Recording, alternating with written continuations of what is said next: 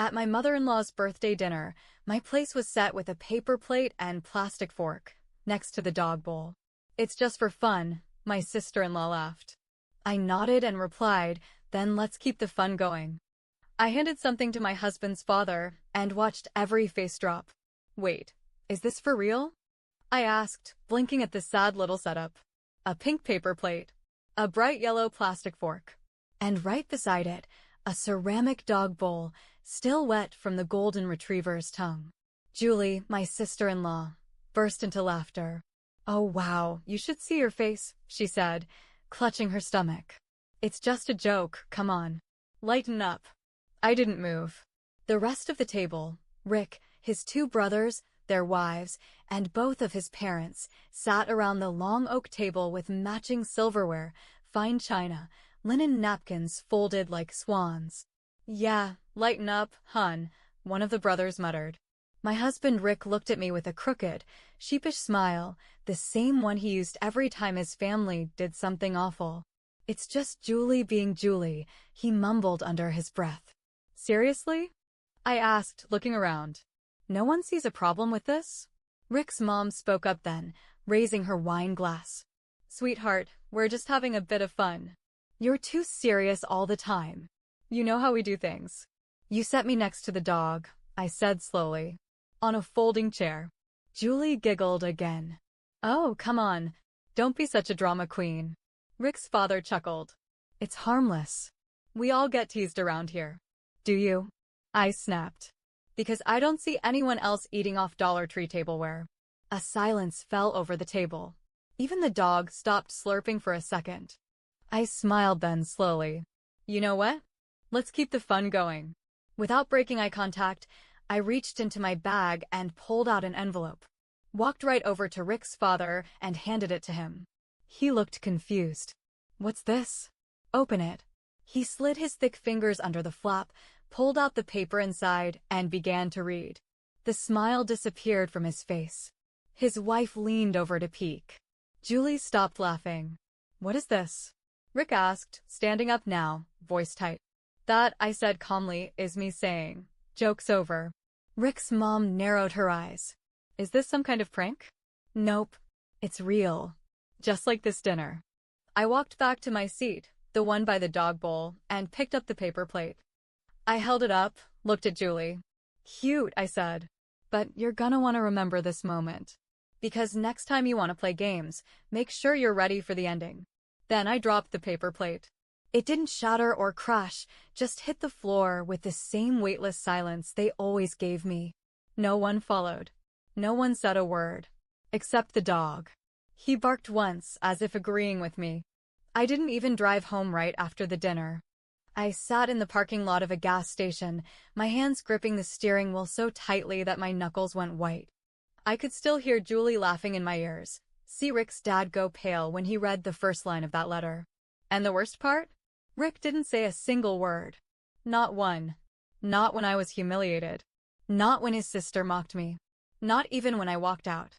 He just watched. And this wasn't the first time.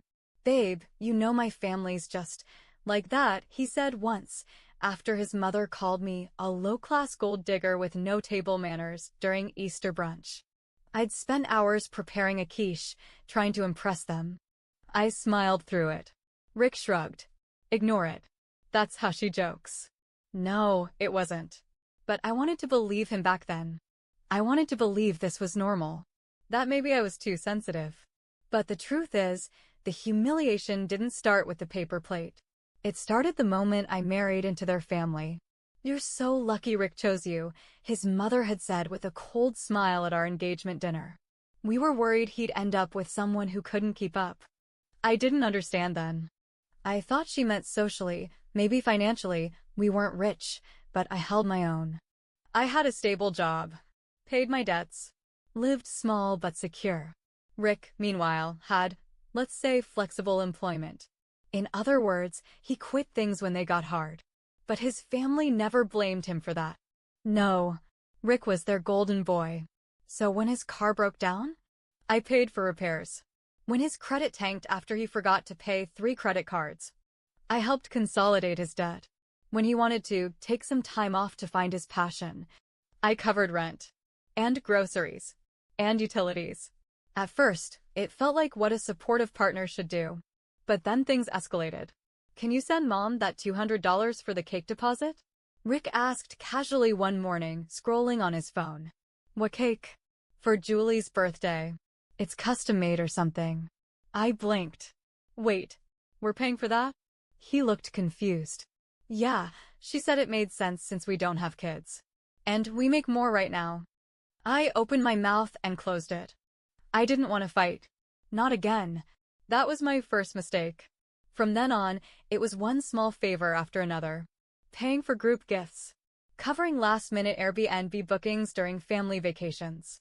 Paying the deposit for Rick's brother's wedding venue, because it's just a loan, they said. No one ever paid me back. When I finally tried to say no, Rick's mom called me a controlling little thing. "You don't want to support your husband's family?" she asked, tilting her wine glass. "What kind of wife are you?" And Rick. God. Rick just stood there. "She didn't mean it," he told me on the drive home. "She's just old school. She said I was just taking advantage of the family. She jokes like that. You know how she is. Then why doesn't she ever joke like that with Julie?" Rick didn't answer. And I knew the answer already. Julie could do no wrong. Julie's divorce? A brave woman leaving a toxic man. Julie's job loss? The company didn't deserve her. Julie buying a Tesla while still living rent-free at their beach house? Well, she deserved to treat herself. But me? I was always the outsider. The freeloader. The mooch. The mistake. It wasn't just emotional either. It became financial quick. One month I checked our shared bank account and saw $1,800 missing. "Rick?" I asked, knocking on his office door. He didn't even look guilty. "Julie needed help covering the property tax bill. She's stressed." "You gave her our money?" He shrugged. "It's my sister. And you didn't think to ask me?" "I knew you'd say no," he said. "That's the thing about you. You never want to help." That night I slept on the couch. The next day, Julie sent me a voice note. "Hey," she said in that sticky sweet voice of hers. "I'm sorry if you were surprised about the money. Rick said he'd talk to you. But we all chip in, you know? That's what family does." "All chip in?" "No. I chip in." Julie didn't pay rent. Julie didn't work more than part-time. But she threw lavish birthday parties, bought designer bags, and hired a personal chef for her dog. And now they set my place next to the dog bowl. The symbolism wasn't even subtle anymore. The thing is, I let it happen. I smiled through it. Told myself it wasn't worth the drama. That they'd come around. But then Rick's mother called me last month. "Sweetheart, Julie's birthday is coming up. I assume you're taking care of the dinner reservation." I froze. "Excuse me?" She chuckled. "It's only fair. You and Rick don't have kids. Julie's got enough on her plate." I couldn't believe what I was hearing. "We've been covering everyone's plate," I said slowly. "And I don't mean the dinner ones." She didn't laugh. "Don't be dramatic." That was my breaking point. I started documenting everything. Every Venmo. Every charge. Every email where they asked for a little help. And I wrote the letter. The one I handed to Rick's father at that dinner. No one knew what was coming. They thought they'd mock me like usual. They didn't know I'd had enough. When I got home that night, after dropping the plate and walking out, I found Rick already waiting, pacing in the living room. "What was that?" he snapped. "That?" I said, dropping my keys. That was me finally saying no. "To what? Family? You embarrassed everyone." "No," I interrupted. "You embarrassed me. For years. You watched them tear me apart. You let them humiliate me at every holiday. And now, you're mad that I didn't just sit and take it again." He opened his mouth, but I cut him off. "That letter I gave your dad?" I said, voice low. "It outlines every single transaction I've made to this family in the last 4 years. With bank statements. With receipts." Rick's face went pale. "I also CC'd our lawyer. Because guess what? I'm done. And you? You get to choose which side you're on now." Rick didn't come home that night. He texted me around 2 a.m. "I need space. You embarrassed my family. I'm staying at Julie's." The irony hit me so hard I almost laughed. He was staying with the woman who sat me next to a dog bowl. The woman whose birthday I had unknowingly paid for 3 years in a row. I guess that paper plate really broke something. And it wasn't plastic. But the real explosion? Oh, it hadn't even started yet. 2 days later, I got the call. "We want to talk," Rick's mom said. As a family. I almost declined. But then I remembered. I still had one last move to play. Their house smelled like cinnamon candles and fake perfection. Julie opened the door with a smirk, wearing a silk robe like this was a spa weekend. Rick stood behind her, arms crossed, silent. His dad was already sitting in the living room, holding my letter in one hand like it was a ticking bomb. His mom hovered beside him, clearly rehearsed. Julie sipped a mimosa. "Nice of you to join us," she said, "now that you've had your little tantrum." I didn't sit down. Instead, I dropped a small USB drive on the coffee table. "What's that?" Rick's mom asked sharply. "Something fun," I said. "Since your family loves fun, right?" Rick looked nervous. "What is it?" I smiled. "It's a copy of every bank transaction, Venmo request, credit card charge, and text message from your family asking me for money. Categorized by who asked, how much, and how often." Julie choked on her mimosa. "You're bluffing," she snapped. Rick's dad inserted the USB into his laptop. Silence. Then, $2, $350 for Julie's Tesla down payment, $1,200 for the emergency vet surgery, for a dog that never existed, $400 monthly for Rick's business startup that never actually launched. And then came the twist. Rick's father clicked on a folder named Transfers to Outside Accounts. "What is this?" he asked. I didn't flinch. That's the fun part. Because right there, clear as day, were transfers Julie had made using Rick's login. To her boyfriend. Julie went pale. Rick blinked. "Wait. What?" Julie stood up fast. "Okay, that's not what it looks like.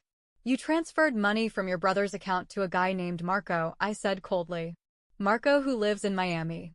Who calls you baby in the payment notes." Rick looked like he'd been slapped. "You stole from me?" he whispered. Julie's voice cracked. "You always said I could use your savings for emergencies." Rick turned to me. "You knew." "I figured it out a few weeks ago. That's when I started digging. Thought you might want to know how your perfect sister spends your money." Rick stared at his sister like he didn't recognize her. His mom finally screamed, "Enough. This is a private matter."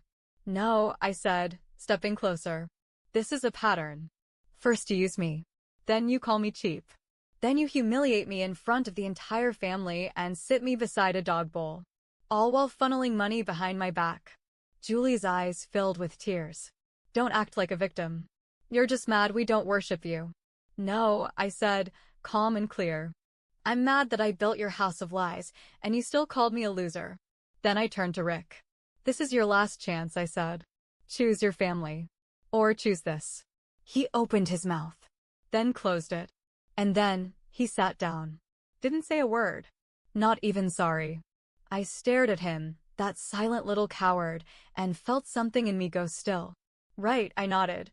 "Then I guess I know." I reached into my bag and pulled out a second envelope. Placed it on the table. "What's this?" his dad asked. "Divorce papers," I said. Julie gasped. His mother shrieked. He muttered something I couldn't hear. Only Rick stayed silent. "I spoke to a lawyer the day after your dinner," I added.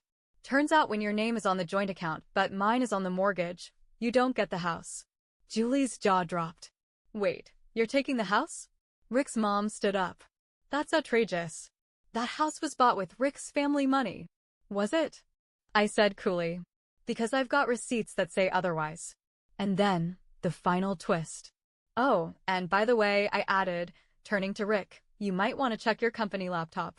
His eyes widened. "What did you do?" "I forwarded your business expenses to your boss. You know, the ones labeled client lunches that were really spa dates with Julie's friends." Julie turned on him. "You used company money for that? Are you insane?" Rick finally stood up. "You've ruined everything." "No," I said, picking up my purse. "I've just stopped pretending everything's fine. Then I turned toward the door, looked over my shoulder, and added, "And one more thing." They all stared. "Next time you set a place for me, make it outside. I prefer fresh air to nonsense." And with that, I walked out. No one followed me. Not this time. Rick didn't come home that night. No surprise. But what did surprise me? The silence. No calls. No texts. No, I'm sorry. Nothing. Not even after I handed his father that letter. Not after I exposed Julie for funneling thousands of dollars from Rick's account to her Miami boyfriend. Not after I dropped the word divorce like a lit match in a room full of gas. Instead, I got a text from Rick at 2:08 a.m. "I need space. I'm staying at Julie's. You made this ugly." Ugly? No. Ugly was them. What I did was clean. I moved out the next morning. Took only what I paid for, my books, my laptop, my grandma's jewelry, and the coffee machine. Left everything else behind, including the man who had watched me burn for 4 years and never once lifted a glass of water. I found a tiny apartment downtown. Nothing fancy. Peeling wallpaper, mismatched tiles, a heater that sounded like it had asthma, but it was quiet. Peaceful. Mine. The first few days felt like I'd escaped a cult. I ate what I wanted. Slept when I wanted. I didn't wake up to cold shoulders or guilt-tripping texts. I finally had oxygen. Then, Julie showed up. She stood outside my door in oversized sunglasses and a hoodie that practically screamed, "Disgraced celebrity on the run." In her hand, a manila folder. Her voice was hollow when I opened the door. "He sold me out," she said. I raised a brow. "Excuse me?" "Rick," she said, her voice trembling now. "He gave Marco, my ex, everything. The bank statements. The texts. The proof. He traded me for a cut in some startup deal. He said I was a burden." I stared at her, stunned. "Wait, Marco is your husband? I thought he was your boyfriend." She took off the sunglasses. Her eye was bruised. "I told everyone we split. I lied. And now he knows I've been sending him money from Rick's account." Her lips trembled. "He threatened me." I blinked. Julie, the family's golden girl, had just crumbled on my doorstep. "Why come to me?" I asked. "You hated me. You all did." She looked down. Her voice barely a whisper. "Because you were the only one who ever told the truth." And that was when the plan began to form. I didn't trust Julie. Not completely. But I didn't need to. All I needed was her access. We made a deal. She'd give me what I needed. Insider details on Rick's business, screenshots of emails, accounting files, the whole corrupt web. In return, I'd protect her. Legally. Publicly. I'd bury Rick without dragging her down with him. Over the next 3 weeks, we burned everything down. Julie gave me access to the financials of Rick's new startup, a flashy-looking fintech scam he was about to pitch to investors. I handed it all, fake invoices, ghost employees, stolen tax IDs, to a journalist at a major outlet. I filed a tip to the IRS. Anonymously, of course. And then we waited. The fallout came fast. 1 week later, Rick's name was plastered across the news. Local startup implodes amid federal investigation. CFO accused of fraud, embezzlement, and tax evasion. There he was on live TV, being escorted out in handcuffs. His parents were nowhere to be seen. Julie had gone off-grid. And me? I was drinking coffee in a sunlit cafe, reading the article while the waitress refilled my mug. I didn't feel joy. I didn't feel guilt. I felt clarity. I hadn't just escaped a toxic marriage, I'd exposed the whole system. A few days later, I got a text from an unknown number. "Julie, he's gone. For good. I'm safe. Thank you." I stared at it for a long time, then deleted it. Some part of me hoped she'd learn something from this. But I wasn't here to save her. I wasn't here to save anyone. For the first time in my life, I was saving me. The funny thing? Rick still never reached out. No apology. No excuses. Not even an insult. But a month after the arrest, I got a call from Rick's lawyer. He wanted to negotiate. "I think we can settle this amicably," he said. Oh, we already did, I replied. The moment he chose Julie over me. The moment he watched me get humiliated and said nothing. That was our settlement. Ms. Carter. I hung up. I was done. Done playing the good wife. Done being the family bank. Done sitting at the table next to the ridiculous dog bowl. They called me cheap. A burden. A joke. Now? They were silent. Broke. Exposed. And I was free. Final update. Thank you for the dog bowl. 6 months later, I barely recognized my own life. And I mean that in the best possible way. I lived in a sunlit apartment with wood floors, real plants I managed not to kill, and a bookshelf I finally had time to read. My mornings were slow, filled with black coffee and silence, not awkward silences like before. Peaceful ones. I got promoted. I made new friends. I even joined a pottery class for no reason at all. For the first time in years, I wasn't reacting to someone else's crisis. I wasn't bending to guilt. I wasn't tiptoeing around anyone's fragile ego. I was simply living. And no one from Rick's side had dared contact me. Not Rick. Not his mother. Not even Julie. Until yesterday. I was checking my mail when I saw it. A pale blue envelope with no return address. I almost threw it away. But something made me open it. Inside was a folded piece of notebook paper. And on it, in careful, shaky handwriting. You probably won't believe me. But I wanted to say thank you. Thank you for burning it all down. For lighting the match I couldn't. I deserved worse. You gave me a way out. Julie. There was no phone number. No signature beyond the name. I sat on my steps for a long time, rereading the words. Not because I forgave her. Not because we were suddenly good. But because she understood something most of them never would. That I didn't walk away to be petty. I walked away to survive. They called me dramatic. Ungrateful. Difficult. But what they didn't realize was this. Every time I said yes when I wanted to say no. Every time I gave when I was empty. Every time I swallowed rage with a smile. That was the real damage. And the moment I stopped doing that, that's when they called me the villain. Because they no longer had someone to clean up after them. Fund them. Absorb their messes. Play the polite, obedient buffer between their lies and their consequences. I wasn't their shield anymore. And that made me dangerous. One afternoon, I ran into Rick's dad at the grocery store. He looked older. Tired. Thin. His cart was filled with frozen meals and discount wine. He stared at me for a second too long. Didn't expect to see you here, he muttered. I smiled politely.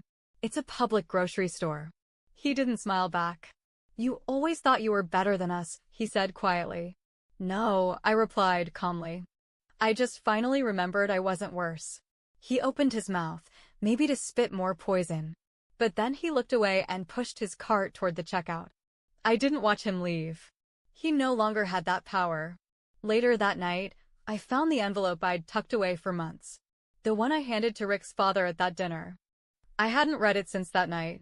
But now, for closure, I opened it. The first line still made me smile. Dear family, since you love jokes, here's one. You used me like a credit card. But forgot I could cut you off anytime. It ended with, this dinner may be for your mother. But the bill? You've been handing it to me for years. Consider this my final payment. And I meant every word. They thought they destroyed me with that paper plate. With the plastic fork. With the dog bowl. But what they didn't know is, those things lit the fuse. They were so sure I'd always be the one who gave. Who stayed. Who smiled. And now? They sit in a house I once paid for, waiting for checks that'll never come. My new life isn't flashy. I don't post about it. I don't talk about cutting off toxic people online like it's a trend. I just exist. Peacefully. Powerfully. On my own terms. And every time I sit down for dinner, I reach for my best ceramic plate. The one I bought for myself. Real silverware. Real linen napkin. And I raise my glass, just a little, and whisper with a smile. To the dog bowl. Because I may have been seated next to it once. But now? I eat at the head of my own table. Final update. It's been months since I walked away. The fallout came and went, but I'm still standing calmer, clearer, lighter. No more apologies for setting boundaries. No more explaining why self-respect isn't selfish. I didn't leave to hurt anyone. I left because I finally realized I was allowed to choose peace over performance. Let them tell their version. Let them play the victim. I'm not here to rewrite their story. I'm finally writing mine. And in mine, I'm free. And I'm not coming back.